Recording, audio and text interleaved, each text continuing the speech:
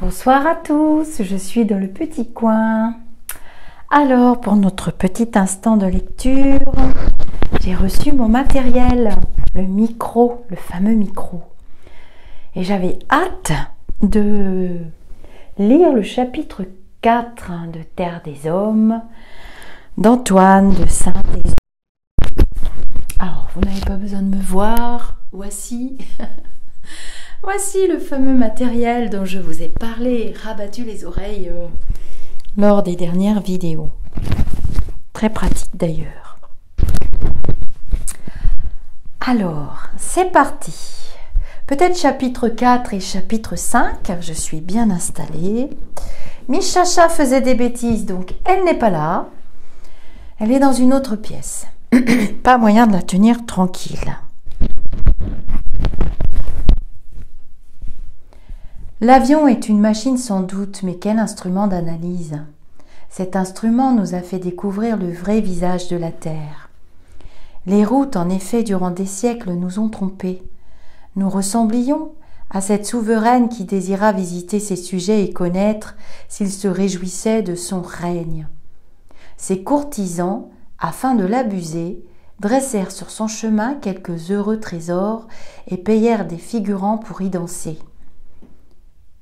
Hors du mince fil conducteur, elle n'entrevit rien de son royaume et ne sut point qu'au large des campagnes, ceux qui mouraient de faim la maudissaient.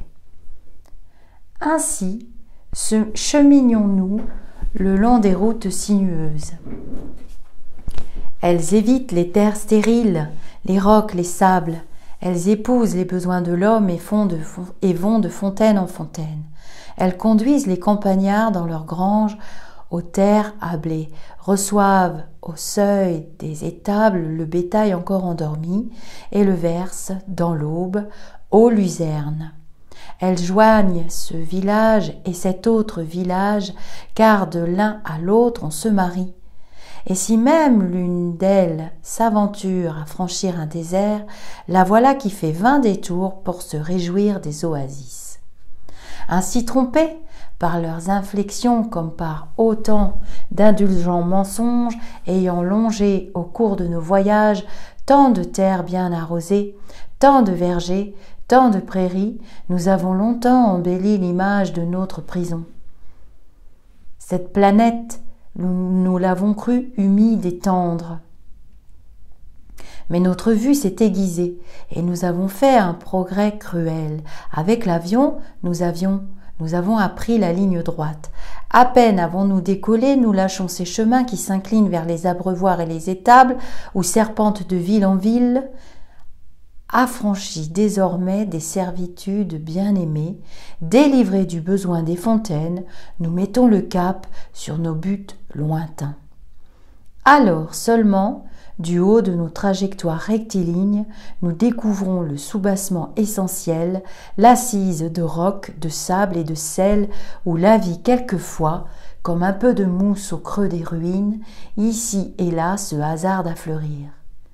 Nous voilà donc changés en physiciens, en biologistes, examinant ces civilisations qui ornent des fonds de vallée, et parfois, par miracle, s'épanouissent comme des parcs là où le climat les favorise.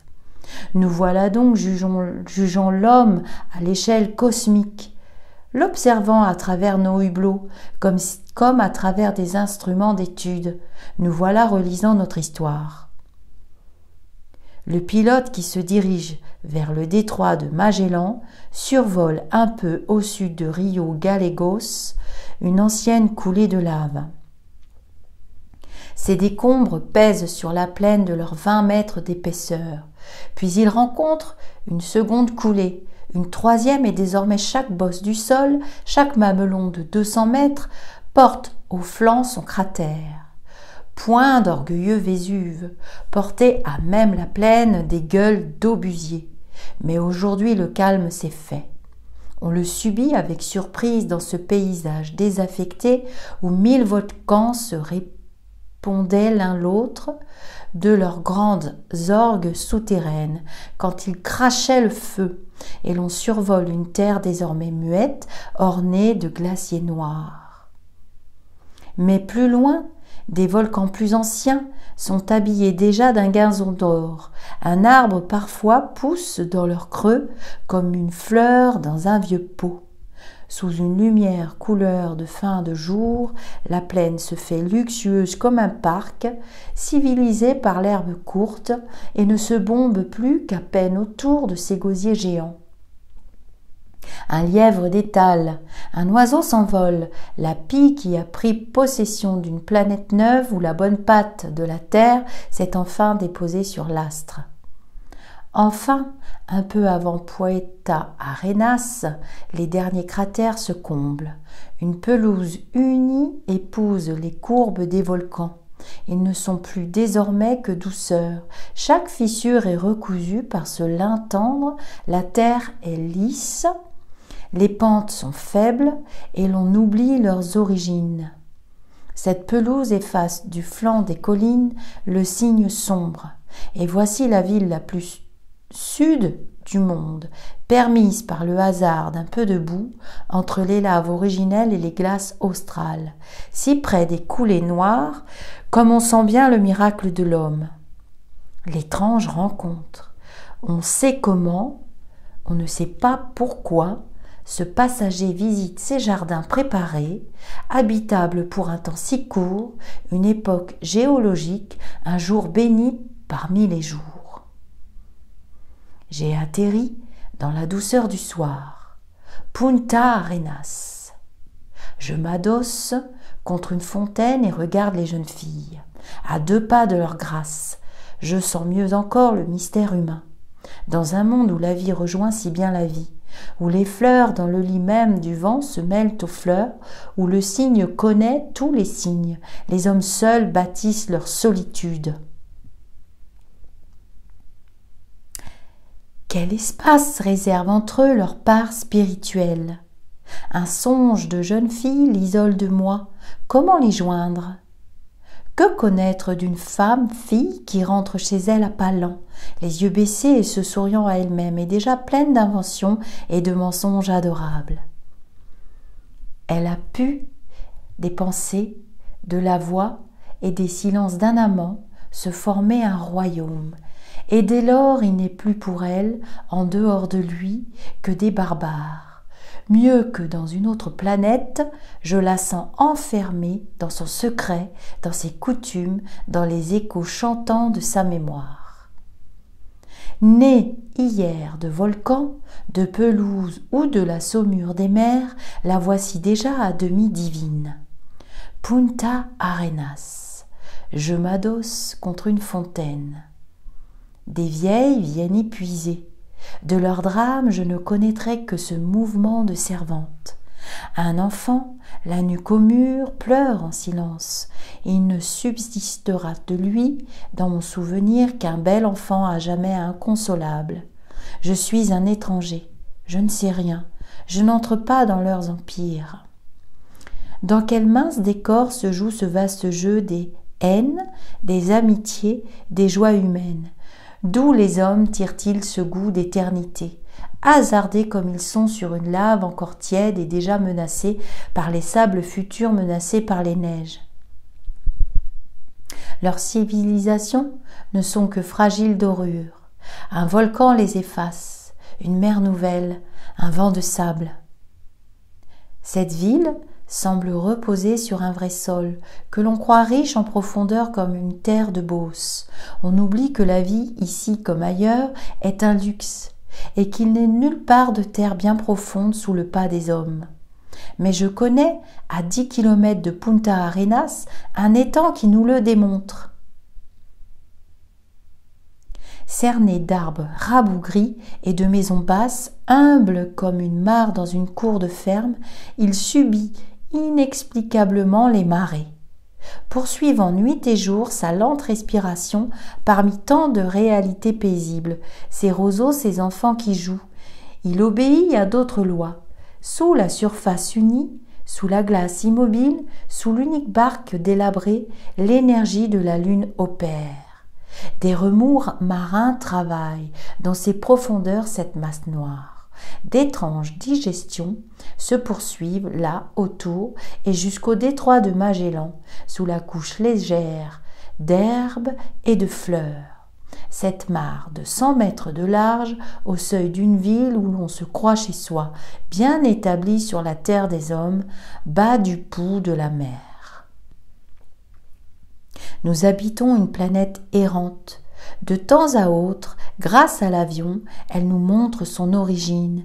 Une mare en relation avec la Lune révèle des parentés cachées. Mais j'en ai connu d'autres signes. On survole de loin en loin, sur la côte du Sahara, entre Cap Juby et Cisneros, des plateaux en forme de tronc de cône, dont la largeur varie de quelques centaines de pas à une trentaine de kilomètres. Leur altitude, remarquablement uniforme, est de 300 mètres. Mais outre cette égalité de niveau, ils présentent les mêmes teintes, le même grain de leur sol, le même modelé de leurs falaises. De même que les colonnes d'un temple, émergeant seules du sable, montrent encore les vestiges de la table qui s'est éboulée. Ainsi ces piliers solitaires témoignent d'un vaste plateau qui les unissait autrefois. Au cours des premières années de la ligne Casablanca-Dakar, à l'époque où le matériel était fragile, les pannes, les recherches et les sauvetages nous ont contraints d'atterrir souvent en dissidence. Or, le sable est trompeur, on le croit ferme et l'on s'enlise. Quant aux anciennes salines qui semblent présenter la rigidité de l'asphalte et sonnent dures sous le talon, elles cèdent parfois sous le poids des roues. La blanche croûte de sel crève alors sur la puanteur d'un marais noir. Aussi, choisissions-nous, quand les circonstances le permettaient, la surface lisse de ces plateaux, elle ne dissimulait jamais de pièges. Cette garantie était due à la présence d'un sable résistant aux grains lourds, amas énormes de minuscules coquillages. Intacts encore à la surface du plateau, on les découvrait qui se fragmentaient et s'aggloméraient à mesure que l'on descendait le long d'une arête. Dans le dépôt le plus ancien, à la base du massif, il constituait déjà du calcaire pur. Du calcaire pur. Ils se sont trompés là, et ils se sont trompés en tapant les lettres. Or, à l'époque de la captivité de Reine de Serre, camarade dont les dissidents s'étaient emparés, il se trouva qu'ayant atterri sur l'un de ces refuges, afin de déposer un messager mort, je cherchais avec lui, avant de le quitter, s'il était un chemin par où il pût descendre. Mais notre terrasse aboutissait dans toutes les directions, à une falaise qui croulait à la verticale, dans l'abîme, avec des plis de draperie. Toute évasion était impossible. Et cependant, avant de décoller pour chercher ailleurs un autre chemin, je m'attardais ici. J'éprouvais une joie peut-être puérile à marcher, à marquer de mes pas un territoire que nul jamais encore, bête ou homme, n'avait souillé. Aucun mort n'eût pu se lancer à l'assaut de ce château fort, aucun Européen jamais n'avait exploré ce territoire. J'arpentais un sable infiniment vierge. J'étais le premier à faire ruisseler d'une main dans l'autre comme un or précieux cette poussière de coquillage. Le premier à troubler ce silence sur cette sorte de banquise polaire qui, de toute éternité, n'avait pas formé un seul brin d'herbe. J'étais, comme une semence apportée par les vents, le premier témoignage de la vie. Une étoile luisait déjà, et je la contemplais. Je songeais que cette surface blanche était restée offerte aux astres seuls depuis des centaines de milliers d'années. Nappe tendue, immaculée sous le ciel pur. Et je reçus un coup au cœur, ainsi qu'au seuil d'une grande découverte quand je découvris sur cette nappe, à 15 ou 20 mètres de moi, un caillou noir. Je reposais sur 300 mètres d'épaisseur, de coquillage. L'assise énorme, tout entière, s'opposait comme une preuve péremptoire à la présence de toute pierre. Des silex dormaient peut-être dans les profondeurs souterraines, issues des lentes digestions du globe. Mais quel miracle eût fait remonter l'un d'entre eux jusqu'à cette surface trop neuve? Mon cœur battant, je ramassai donc ma trouvaille, un caillou dur, noir, de la taille du poing, lourd comme du métal et coulé en forme de larme. Une nappe tendue sous un pommier ne peut recevoir que des pommes. Une nappe tendue sous les étoiles ne peut recevoir que des poussières d'astres. Jamais aucun aérolithe n'avait montré avec une telle évidence son origine. Et tout naturellement, en levant la tête, je pensais que, du haut de ce pommier céleste, devaient avoir chute d'autres fruits. Je les retrouverais au point même de leur chute, puisque depuis des centaines de milliers d'années, rien n'avait pu les déranger, puisqu'ils ne se confondraient point avec d'autres matériaux. Et aussitôt je m'en fus en exploration pour vérifier mon hypothèse. Elle se vérifia. Je collectionnais mes trouvailles à la cadence d'une pierre environ par hectare. Toujours cet aspect de lave pétrie, toujours cette dureté de diamant noir, et j'assistais ainsi, dans un raccourci saisissant du haut de mon pluviomètre, à étoile à cette lente averse de feu. Mais le plus merveilleux était qu'il y eut là, debout, sur le dos rond de la planète, entre ce linge aimanté et ces étoiles, une conscience d'homme dans laquelle cette pluie put se réfléchir comme dans un miroir. Sur une assise de minéraux, un songe est un miracle. Et je me souviens d'un songe. Échoué ainsi, une autre fois, dans une région de sable épais, j'attendais l'aube. Les collines d'or offraient à la lune leurs versants lumineux, et des versants d'ombre montaient jusqu'aux lignes de partage de la lumière. Sur ce chantier, désert d'ombre et de lune, régnait une paix de travail suspendue, et aussi un silence de piège, au cœur duquel je m'endormis. Quand je me réveillai, je ne vis rien que le bassin du ciel nocturne, car j'étais allongé sur une crête, les bras en croix, et face à ce vivier d'étoiles. N'ayant pas compris encore quelles étaient ces profondeurs, je fus pris de vertige. Faute d'une racine à quoi me retenir, faute d'un toit, d'une branche d'arbre, entre ces profondeurs et moi déjà déliés, livré à la chute comme un plongeur. Mais je ne tombais point. De la nuque au talon, je me découvrais noué à la terre. J'éprouvais une sorte d'apaisement à lui abandonner mon poids. La gravitation m'apparaissait souveraine comme l'amour.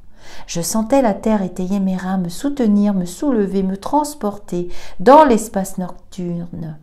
Je me découvrais appliqué à l'astre par une pesée semblable à cette pesée des virages qui vous appliquent au char. Je goûtais cet épaulement admirable, cette solidité, cette sécurité, et je devinais sous mon corps ce pont courbe de mon navire.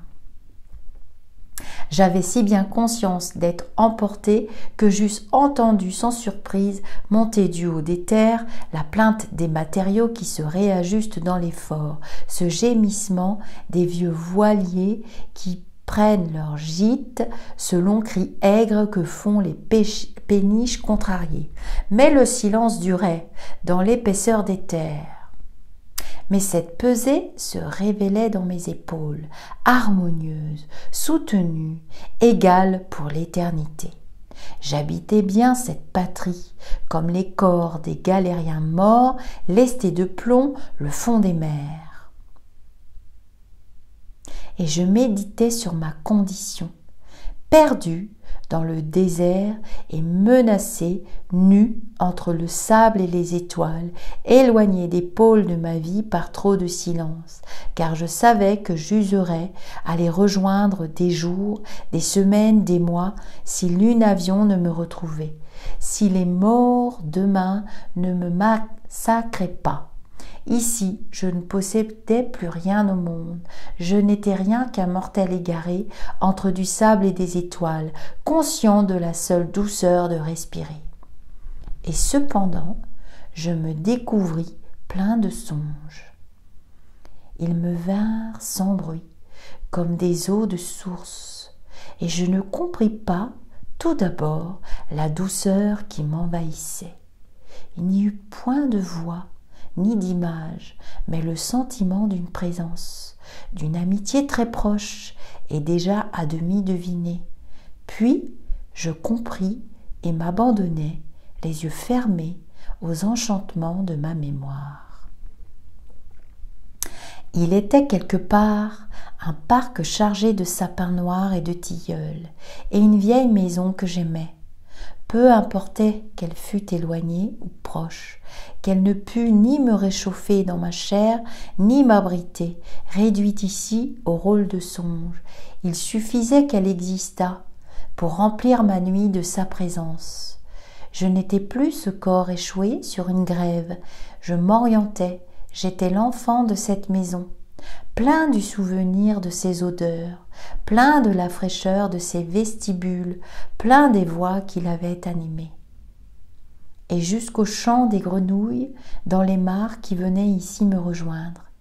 J'avais besoin de ces 1000 repères pour me reconnaître moi-même, pour découvrir de quelle absence était fait le goût de ce désert, pour trouver un sens à ce silence fait de 1000 silences, où les grenouilles même se taisaient. Non, je ne logeais plus entre le sable et les étoiles. Je ne recevais plus du décor qu'un message froid. Et ce goût même d'éternité que j'avais cru tenir de lui, j'en découvrais maintenant l'origine. Je revoyais les grandes armoires solennelles de la maison. Elles s'entr'ouvraient sur des piles de draps blancs comme neige. Elles s'entr'ouvraient sur des provisions glacées de neige. La vieille gouvernante trottait comme un rat de l'une à l'autre, toujours vérifiant, dépliant, repliant, recomptant le linge blanchi, s'écriant « Ah, mon Dieu, quel malheur !» à chaque signe d'une usure qui menaçait l'éternité de la maison, aussitôt courant se brûler les yeux sous quelques lampes, à réparer la trame de ses nappes d'autel, à ravauder ses voiles de 3 mâts, à servir je ne sais quoi de plus grand qu'elle, un dieu ou un navire. Ah, je te dois bien une page. Quand je rentrais de mes premiers voyages, mademoiselle, je te retrouvais l'aiguille à la main, noyée jusqu'aux genoux dans tes surplis blancs, et chaque année un peu plus ridé, un peu plus blanchi, préparant toujours de tes mains ces draps sans plis pour nos sommeils, ces nappes sans couture pour nos dîners, ces fêtes de cristaux et de lumière. Je te visitais dans ta lingerie, je m'asseyais en face de toi, je te racontais mes périls de mort pour t'émouvoir, pour t'ouvrir les yeux sur le monde, pour te corrompre. Je n'avais guère changé, disais-tu. Enfant, je trouais déjà mes chemises. Ah, quel malheur! Et je m'écorchais aux genoux, puis je revenais à la maison pour me faire panser comme ce soir. Mais non, mademoiselle.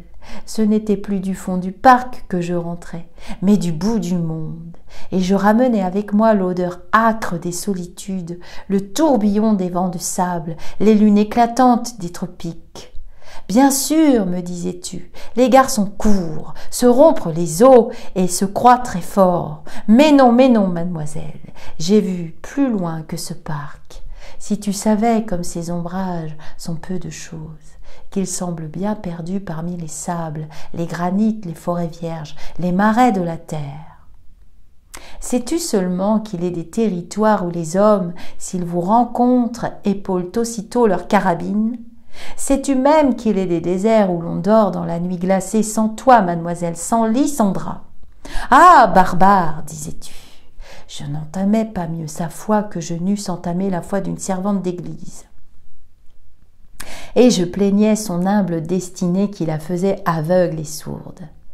Mais cette nuit, Dans le Sahara, nu entre le sable et les étoiles, je lui rendis justice. Je ne sais pas ce qui se passe en moi. Cette pesanteur me lie au sol quand tant d'étoiles sont aimantées. Une autre pesanteur me ramène à moi-même. Je sens mon poids qui me tire vers tant de choses. Mes songes sont plus réels que ces dunes, que cette lune, que ces présences. Ah, le merveilleux d'une maison n'est point qu'elle vous abrite ou vous réchauffe, ni qu'on en possède les murs, mais bien qu'elle ait lentement déposé en nous ses provisions de douceur, qu'elle forme dans le fond du cœur ce massif obscur dont naissent comme des eaux de source les songes. Mon Sahara,